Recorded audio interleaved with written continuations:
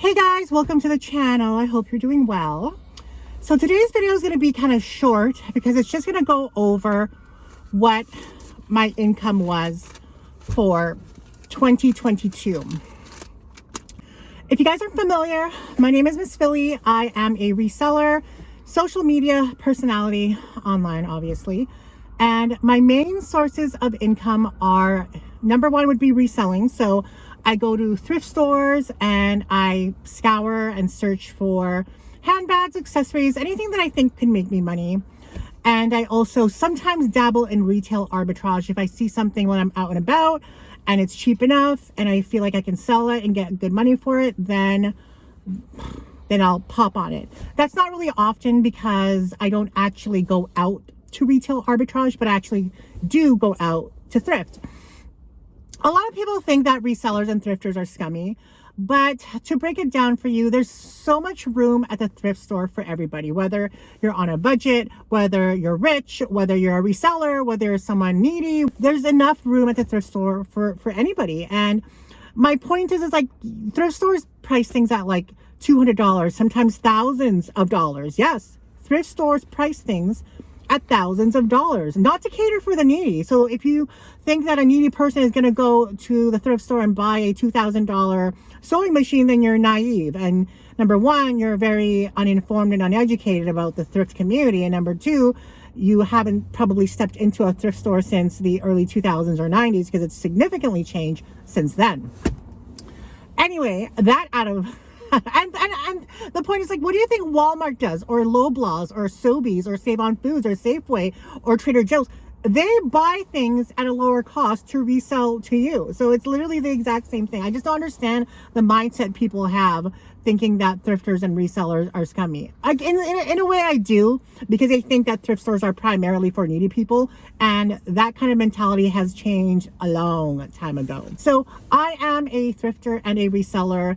I do YouTube, I do TikTok, I do Instagram, and I do, I think that's it for social media. And I do Facebook Reels, actually. So if you guys want to follow me on Facebook, the link is on the down bar. I don't make money on anything except for YouTube. I don't make money on TikTok. I don't make money on Instagram. I don't make money on Facebook or on Facebook Reels. So that out of the way, we have two means of income, YouTube and reselling. So for YouTube, I post videos. I used to post videos kind of periodically. Then I tried to post videos like maybe every couple of days. This month I've been trying to post a video every day, which has made it a little bit hard. It is hard, but I'm still going to try and accomplish that. There were some months in 2022 where I only posted like 3 times in the month, I think, or maybe like 4 or 5 times in a month. And usually I'll post several times a week. With that being said, with YouTube, I can't remember how many videos I posted in 2022, but have to be at least 100. Sometimes I get consistent, sometimes I don't. It's all over the place, but I have my notes over here, guys. So in YouTube, my YouTube income ended up being $7,976.87. So, you know, all that money did not go to me because obviously I compensate other people who are in the videos. I got $150 from sponsors. I think I did like 2 sponsored posts in 2022 from companies. I think, yeah. One was like a website company that you go to, like a reselling one. And then a few of them were from like product endorsements. So $150 for that.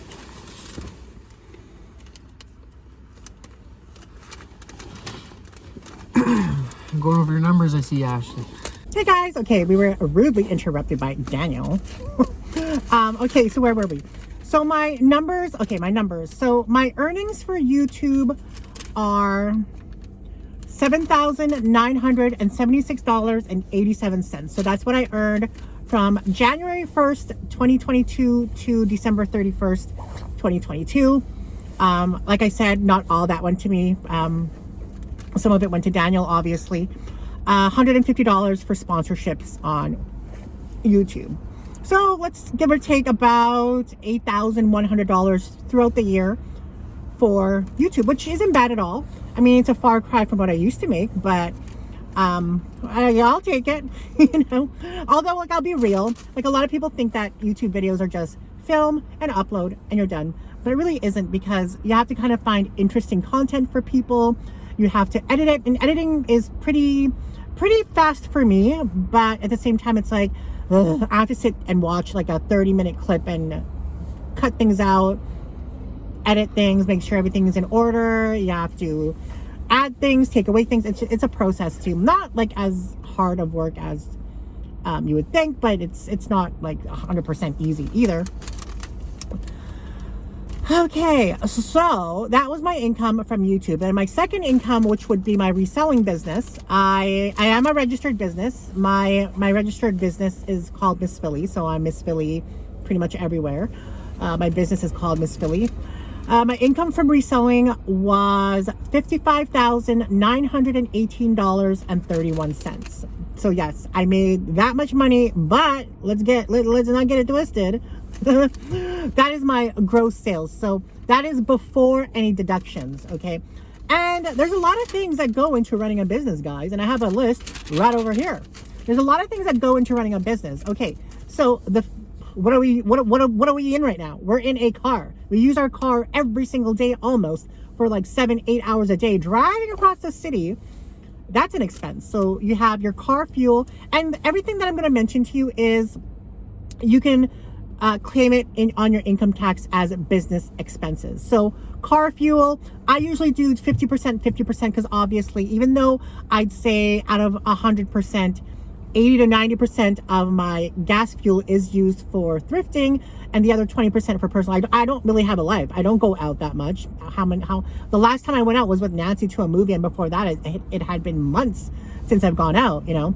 So there's car fuel, there's cell phone, there's home internet, there's hydro, so your electricity at home, your car insurance, your life insurance, your health insurance, apartment insurance or home insurance, then apartment rental. When it comes to that, I believe you can claim as a percentage of where you live because you are working out of it. So let's pretend you live in a house, and your house, you're using half of your house for work, half of your house for obviously living and personal. So you can claim 50% of your mortgage or your rent or whatever that is. So there's apartment rental, food, because you got to eat when you're working.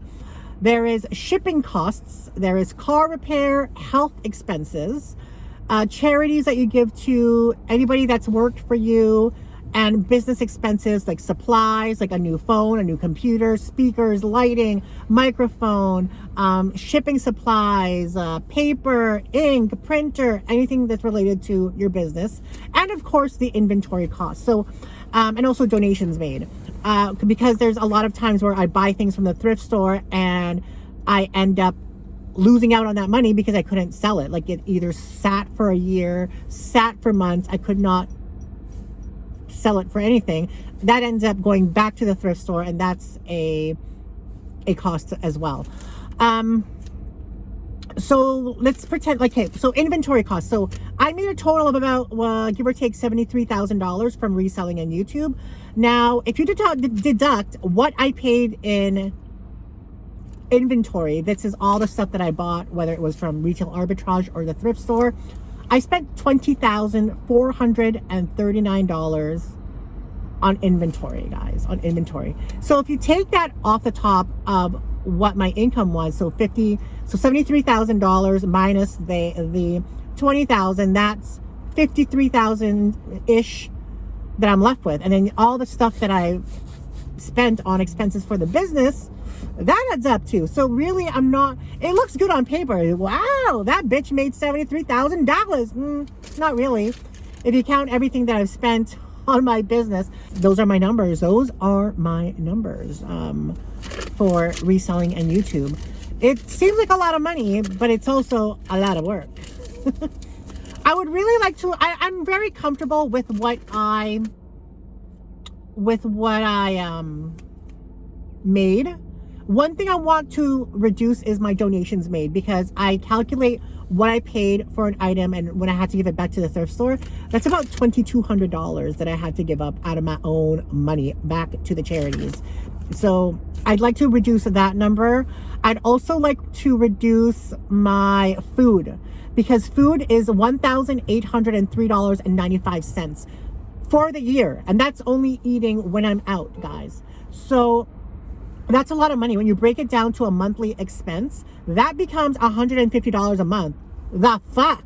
$150 a month eating out because I'm too lazy to go to the grocery store and pre-make my meals is crazy. So I'd like to see that go down. And I think that's all that I can really. Car repair was big too. I spent $2,400 on car repair, which ends up equating to $200 a month. But I mean, that's my livelihood. I can't really fuck with that. So basically it's car fuel. That's a lot too. Car fuel was $2,698, which means I spent $225 a month on gas for my car. Mugger. So maybe car fuel can go down, and food definitely can go down. Oh, shipping costs, guys.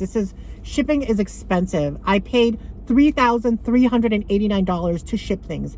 I worked that into my price, so it is an expense out of my pocket technically, but that needs to go down too. So car repair, shipping, car fuel, food. Business supplies were a little up too. They were $1,591, which ends up being $132 a month. But when it comes down to it, the inventory costs, I'm spending $1,700 a month on inventory. That can go way down too. I really need to be more picky with what I buy, because I donated back $2,200 worth of merchandise. So it's like, if I were just a little bit more picky and ended up just, I guess, educating myself and just knowing whether something will sell or not. And that's a lot of money, $2,200 back to the thrift store. But yeah, so those are my numbers, guys. I hope that is something that you're interested in. Being your own business is rewarding. I love it. I wouldn't change it for the world. I think it's just a better money management, better education, better knowledge, and then you could really be a success with thrifting. But sometimes it's hard to, because I'm kind of someone who lives by the, how do you say that? Lives by the fly of their seat. I don't even know if that's I don't know. I'm just very impulsive. I'm very, I don't know. I can't explain it. There's a lot I can do to improve my business, obviously, with those numbers. But in the end, it is a learning process. I've only been in business since 2018. So it's 18, 19, 21, 22. So we're in our,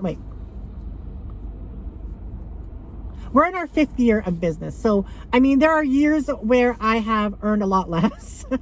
And it was because I remember a time when I first started thrifting where I started with men's clothes, and I had racks upon racks upon racks of clothes. And it got to the point where they weren't selling for me at all, and I had to donate it all back to the thrift store. And that was, I'd say at least definitely over $5,000 worth of merchandise back to the thrift store. And I mean, I could have probably just donated it to a charity, but at the time I wasn't thinking about it. But yeah, it's definitely something not easy to do. It is, but it isn't. You know, it's kind of like, it's hard to explain. I love what I do. I wouldn't change it for the world. I see a lot of room for improvement when it comes to my business. One thing I want to improve is my numbers, my income from YouTube, and maybe the sponsorships, because I could do more sponsorships, like paid sponsorships, but I really want to boost up my income for YouTube, because that is very low. But like I said earlier, there were times where I did not even post a video in a week or 2 weeks. I believe it was I think it was maybe August or July where I posted either 4 or 6 videos in a month. And that's insane. That's slacking. It really is. But also I was sick. There was a lot of times where I was sick last year. But anyway, guys, I hope you enjoyed this video. Please like this video, give it a like, comment below what you think of it. Is this something that you're interested in? I would like to do a video about income tax and taxes, especially for Canadians. I feel like there's a lot of videos out there that are aimed specifically for Americans.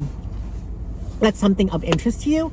But I hope you enjoyed the video. I hope it gives you a little bit of insight of how it is to be a thrifter, reseller, entrepreneur, self-employed, self-proprietorship. And leave a comment below. Any comment will do. I love you guys. Share this video.